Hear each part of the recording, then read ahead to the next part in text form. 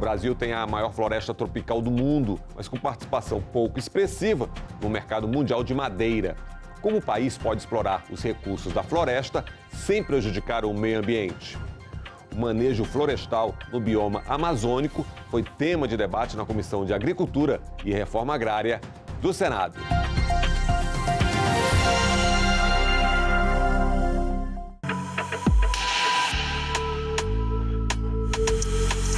A madeira é utilizada como matéria-prima para diversos setores da economia. O desafio é o uso sustentável da floresta. Explorar sem desmatar. É hoje, na minha opinião e na opinião de diversos técnicos, inclusive do Embrapa, um grande vetor de combate aos ilícitos ambientais, ao desmatamento, queimadas, não só na Amazônia brasileira, mas em todo o Brasil. Quem conhece manejo, né, quem acredita, que atua, sabe que esse é o melhor caminho para a gente combater, conseguir conter o desmatamento ilegal, combater a atividade ilícita, promovendo os produtos, a nossa riqueza. E não tem como falar em manejo florestal sem falar da Amazônia. É lá que está concentrada a maioria das atividades madeireiras. São 6,7 milhões de quilômetros quadrados, que abrangem 9 países da América do Sul. Mais de 70% está em solo brasileiro. A Amazônia representa 59% do nosso território, com uma população de mais de 28 milhões de pessoas. Da onde eu extraí a areia, o ferro e a pedra, nasce o quê? Se renova o quê? Qual é o índice de renovação da onde eu fui lá extrair a rocha? Me pressupõe que é zero. Agora, da onde eu explorei a madeira, que virou um móvel, uma cadeira, um vigamento, um deck, um piso. Se eu fiz um manejo florestal sustentável, a floresta vai estar lá, renovada, com toda a fauna, crescendo, com todas as APPs preservadas, se regenerando, ajudando no sequestro de carbono, combatendo o aquecimento global. O que é exatamente o manejo sustentável? Ciclo de vida das árvores, sequestro de carbono, extração da madeira. Mas como a floresta se renova? A árvore nasce, cresce e nesse momento de crescimento ela desenvolve seu principal papel, que é o papel de, através da fotossíntese, sequestrar carbono da atmosfera e transformar esse carbono em madeira. A árvore não é eterna. O maior papel biológico dela e social ela fez até o momento em que ela se reproduziu. Daí para frente, começa o quê? O apodrecimento com a morte. 1 hectare de área, uma área do tamanho de um campo de futebol, do tamanho de um Maracanã. Nós entramos lá dentro e sacamos de 3 a 5 indivíduos que já estão caminhando para a morte. Nós temos algo próximo de 30 mil indivíduos lá dentro. Quando eu tiro aquela árvore fora, entra a luz.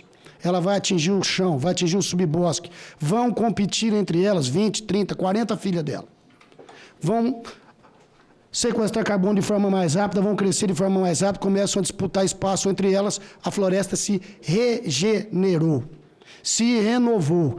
É a única coisa que acontece na natureza. Só o manejo florestal permite esse tipo de situação. Essa área estará novamente pronta para receber um novo corte, para cortar novas 5 árvores que hoje elas estão médias e daqui a 30 anos elas estarão grandes. E aí você corta mais 5 árvores e assim sucessivamente. Apesar da grande área de floresta, a participação do Brasil no comércio internacional de produtos madeireiros ainda é pequena, mas tem espaço para crescer. E para onde vai a produção brasileira? A União Europeia é o destino da maioria da madeira exportada pelo Brasil, seguida pelos países da América do Norte, Ásia e Oriente Médio. Dentre os estados produtores no país, destaque para o Pará, Mato Grosso e Rondônia. O Brasil é o segundo país no mundo de extensão florestal, mas apesar disso, corresponde a uma parcela muito pequena do mercado mundial de madeira, né? Então, demonstrando que proporcionalmente a gente tem espaço para crescer, para potencializar essa produção e poder participar de forma muito mais efetiva nesse mercado mundial ainda crescente. De toda a madeira comercializada no mundo, nós temos apenas 7%. Então, o Brasil perde para o Vietnã, o Brasil perde para a Indonésia, o Brasil perde para o Canadá em termos de negócio de madeira. São bilhões de dólares à nossa frente todos os anos. Os números são muito pouco, né? Representa 400 milhões de dólares de exportação, né?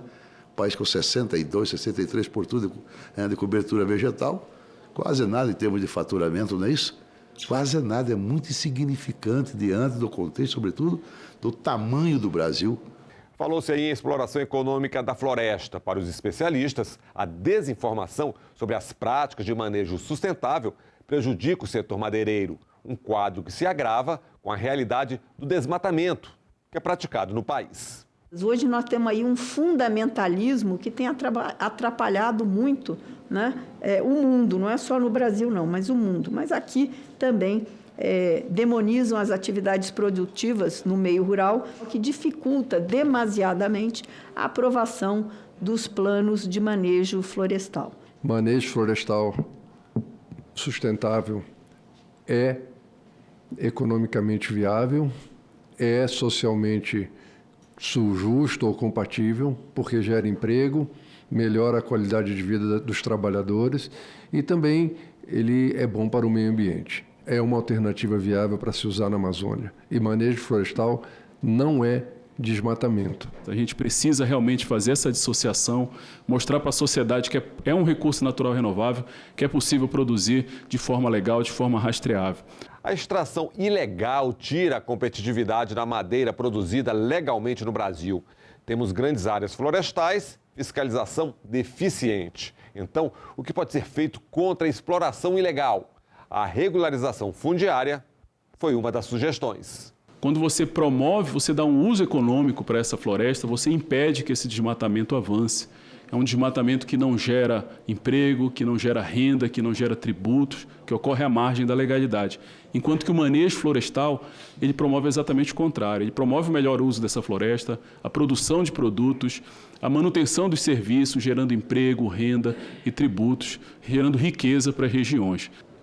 Como é difícil você competir, o empresário sério competir com a madeira que está sendo acobertada por irregularidades, né? Por créditos irregulares, né? Trabalho degradante, exploração da pobreza, né? No entorno, diversas irregularidades, empresas fantasmas envolvidas, documentos fraudados.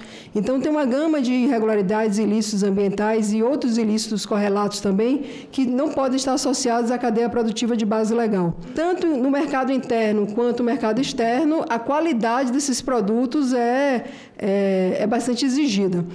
Então, não existe mais uma lógica de continuar contaminando a cadeia produtiva de bases florestais com irregularidade que nós reconhecemos e muitas vezes nós convivemos com ela no dia a dia da Amazônia, em todos os lados. Se não tiver uma política pública bem definida, Olívia, o desmatamento ilegal sempre vai ter. Primeira questão da regulação fundiária. O poder público é impotente, não tem a capacidade, vamos ser honestos aqui, não tem ainda instrumentos, ferramentas e meios, muitas vezes de recursos, para ter realmente uma eficiência nessa proteção em relação às nossas florestas. Eu fico, às vezes, até assim, meu coração doendo de ver lá algumas atitudes, algumas ações que estão sendo executadas lá, de pessoas que têm 20 anos, 25 anos, agora está sendo desocupada a bada-ataca da Exército, Polícia Florestal, IBAMA, e daí para a Força Nacional. Eu pergunto, para onde que esse cidadão vai? Ele vai sair daqui 2 meses está lá na frente fazendo desmatamento, porque botaram ele para correr na bada porrada. Ninguém está fazendo aqui um contraditório afirmativo de que não existe. Existe. É o cara que está à margem da lei, que pratica, né, com certeza, desmatamento de forma ilegal. Entretanto, nós temos que ter a consciência, vocês que representam algo importante do contexto nacional e internacional, os órgãos, como é o caso do IBAMA aqui, questão ambiental, né? Nós temos que ter a consciência que também nós temos que ter um pouco a mão leve. A mão dura é muito ruim. O Brasil não vai para frente. O IBAMA é executor da legislação, que é a casa que constrói. O convite que eu faço com os senhores aqui é de que forma nós podemos atrair os produtores rurais para dentro da legalidade? De que forma nós podemos ajudá-los a valorizar o produto que sai da fazenda, do imóvel rural dele? É isso que a gente precisa responder. Nós temos um grande desafio na Amazônia brasileira, Lívia, que é o da gente achar uma oportunidade, achar, senador, uma alternativa para os milhares de brasileiros que lá estão, que não tiveram a oportunidade, Lívia, de hoje estar regular. Nós não podemos pegar essas pessoas, estão errado, fizeram errado. Por que eu vou fazer com esse cara? Eu vou matar ele? Eu vou jogar a família dele na rua? Vou criar mais uma favela lá em Porto Velho, lá em Cuiabá, lá em Manaus? Nós precisamos achar uma alternativa. E às vezes a gente só tirar eles de lá e dar um pontapé, eu estou criando um problema adiante. Eu vou transferir, aqui nós estávamos falando, transferir o problema de lugar. O momento é de muita calma.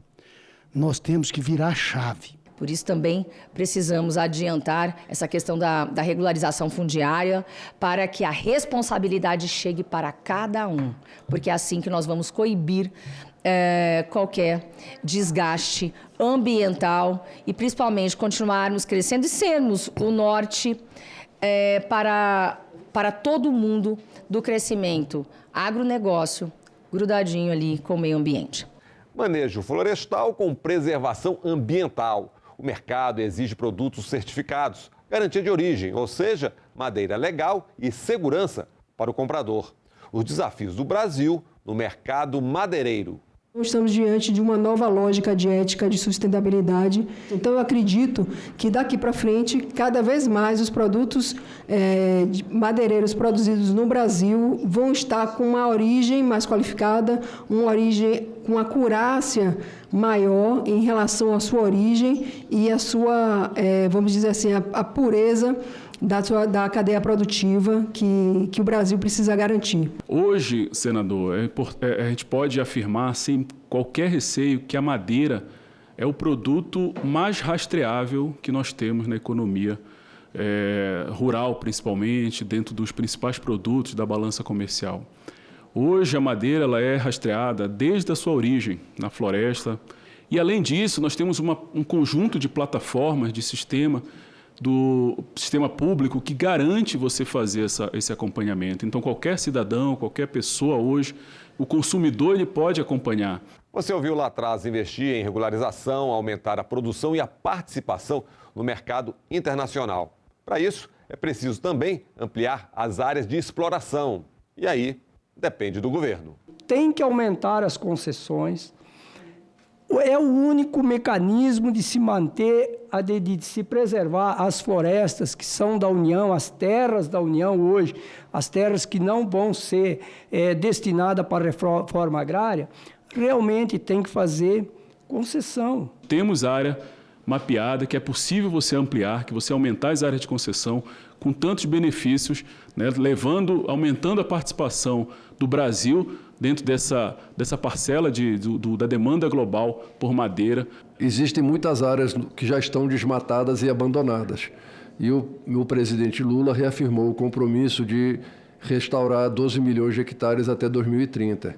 Então, nós também vemos a possibilidade de fazer concessão para recuperar áreas desmatadas que estão abandonadas, onde a gente pode dar um uso econômico, plantar árvores nativas e depois dar uso econômico a elas e também carbono. O outro ponto é que tem concessões e glebas públicas, porque o Brasil tem quase 50 milhões de terras não destinadas, muitas delas federais. E por que a gente não pode destiná-las também, quando for o caso, para o manejo florestal, quando assim for a aptidão local? Eu acho que para terras públicas não destinadas e que nós temos problema, porque se a gente não conseguir cuidar disso, com certeza nós teremos gente entrando e devastando, né? Então, eu acho que esse é um programa que deve ser olhado com muito carinho pelo Ministério de Meio Ambiente, pelo IBAMA, e que ele seja mais célere, né? talvez lotes menores, não sei, mas vocês têm muita gente que pode trabalhar isso para que a gente possa utilizar essas terras não destinadas e que elas tenham alguém cuidando. O governo também tem que ser mais célere nas suas ações. Haja visto aqui que disseram que nós temos capacidade de concessionar mais ou menos quase 20 milhões de hectares de terra. Você imagina 20 milhões de hectares de terra para fazer manejo sustentável da preservação, naturalmente, do nosso ecossistema, e etc. E não anda. Hoje as coisas estão acontecendo muito mais rápido e a gente sofre disso no poder público, quando está sentado do outro lado da mesa, é a aflição de ver o mundo fora caminhando rápido e às vezes a gente não conseguir dar a velocidade que a gente precisa dar às políticas públicas para que elas acompanhem aí o que o mundo hoje pede e os brasileiros. Para se tornar protagonista no mercado de madeira, o país tem ainda muitas pendências internas para resolver. O crédito é uma delas. É preciso também fortalecer os órgãos públicos, melhorar a gestão florestal, reforçar a segurança jurídica, promover o produto madeira no país e no exterior. A gente precisa melhorar o acesso ao crédito, né? Então, no passado já foi melhor, hoje é muito difícil, até por conta desse desgaste da imagem do setor. Então, assim como há na agricultura, que você tem ali um planejamento da safra, você tem uma disponibilidade, a gente precisa trazer isso para o setor florestal. O crédito do Brasil, lamentavelmente, está concentrado muitas vezes só na mão dos bacanas. Tiro base pelo Mato Grosso lá. Lá tem o nosso Fundo Constitucional do Centro-Oeste, ministra. O pequeno vai dar para tirar 500 mil reais. Precisa certidão da tataravó dele, etc. Sabe o que acontece? Ele não consegue o acesso. Aí chega o bacana, o milionário, e fala, olha, 20 milhões, 30 milhões, 40 milhões para construir uma usina hidrelétrica, para fazer comprar 5 mil vacas. Ah, para você ter o dinheiro. Passou-se uma moeda de troca entre o Banco do Brasil e os grandes, porque o pequeno, para lá, né? O setor de base florestal, a serraria, é uma indústria. Então, a primeira coisa é parar com o preconceito, entender que esse setor também precisa de investimento. Eu preciso ter acesso à linha de crédito, a juros justos, para que eu possa modernizar a indústria. A gente precisa reestruturar os órgãos ambientais, está aqui o IBAMA presente, Serviço Florestal, né? Nós temos também o ICMBio, a gente precisa fortalecer os órgãos, isso é fundamental para que estejam juntos. Agora é importante, e aí, viu, Lívia, deixar esse ponto de ressaltar bem, a gente precisa sistematizar os processos autorizativos hoje, nós temos sistemas muito eficazes, a gente precisa torná-los cada vez mais automáticos. A gente pode fazer um manejo bem feito, mas sem um crédito, sem uma tecnologia para melhorar a cadeia de produção, nós vamos ficar também patinando um pouco num potencial que é muito grande realmente aqui no Brasil. Nós precisamos garantir segurança jurídica para a produção florestal, diversificar a produção madeireira, né? Então, também incluindo fármacos, cosméticos, poder ampliar essa utilização. E, por último, senador, promover o produto madeira no Brasil e no mundo. Bioeconomia, a economia do futuro. E ainda falando em incentivos à produção florestal, tem projeto de lei no Senado para estimular o empreendedorismo verde. A ideia é priorizar a destinação de recursos dos fundos ambientais climáticos para projetos e iniciativas de bioeconomia. E de acordo com os estudos da Embrapa, a implementação da bioeconomia no Brasil pode gerar um faturamento parecido à ordem de 284 bilhões de dólares até 2050.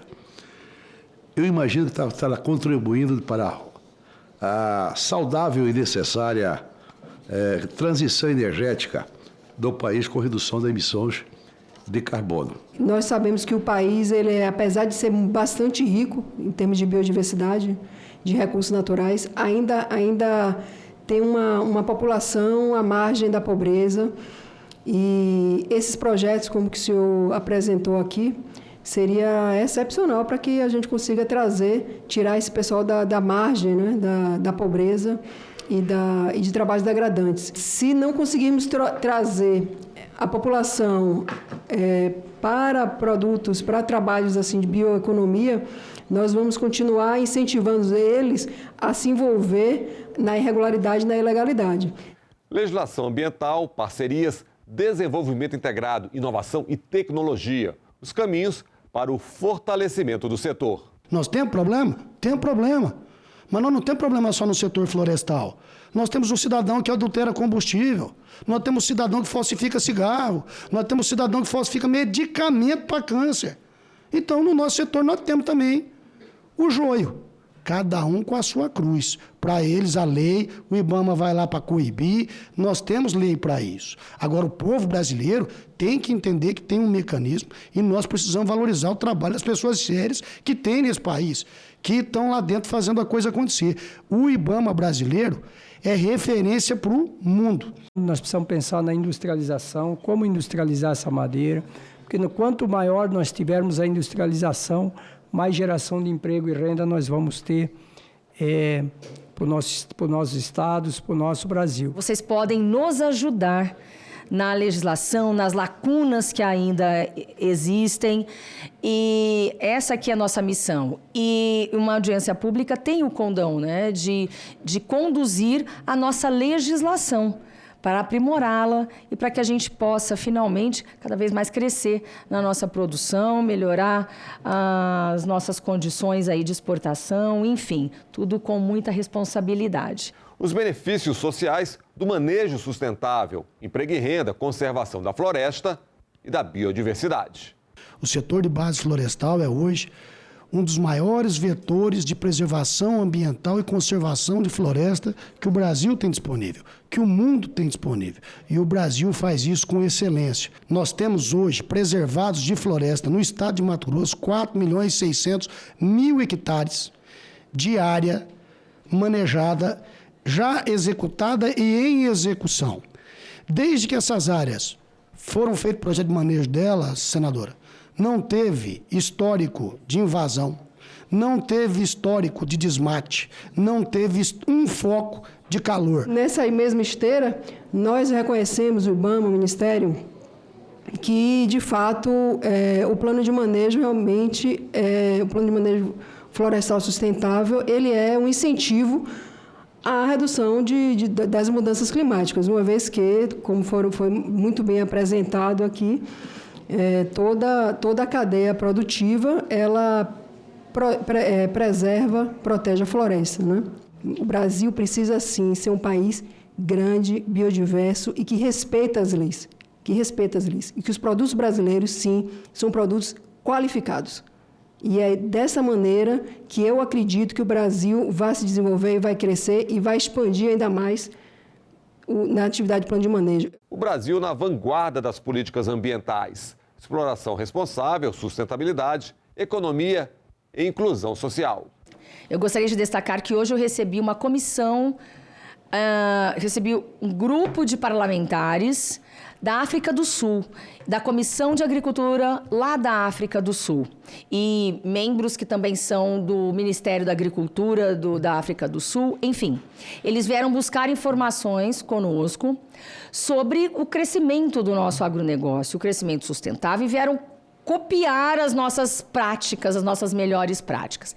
Então, nós somos também orientadores, norteadores da questão do meio ambiente. Fico feliz desta comissão, da senadora, dar esse espaço para que a gente possa estar discutindo isso, combater a desinformação, a discriminação e mostrar ao Brasil que nós podemos avançar muito mais, senadora.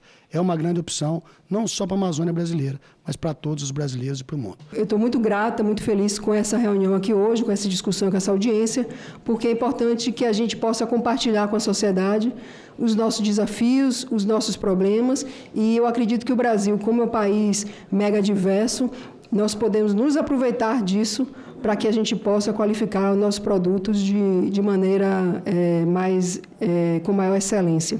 Pode contar conosco, Frank. Pode contar conosco que a intenção do IBAMA realmente é expandir o mercado de plano de manejo para a gente tentar reduzir a taxa de desmatamento que nós somos tão cobrados, né? Tanto por brasileiros como lá fora. E deixar minhas considerações finais aqui dizendo o seguinte: o IBAMA, nem o IBAMA e nem a iniciativa privada pode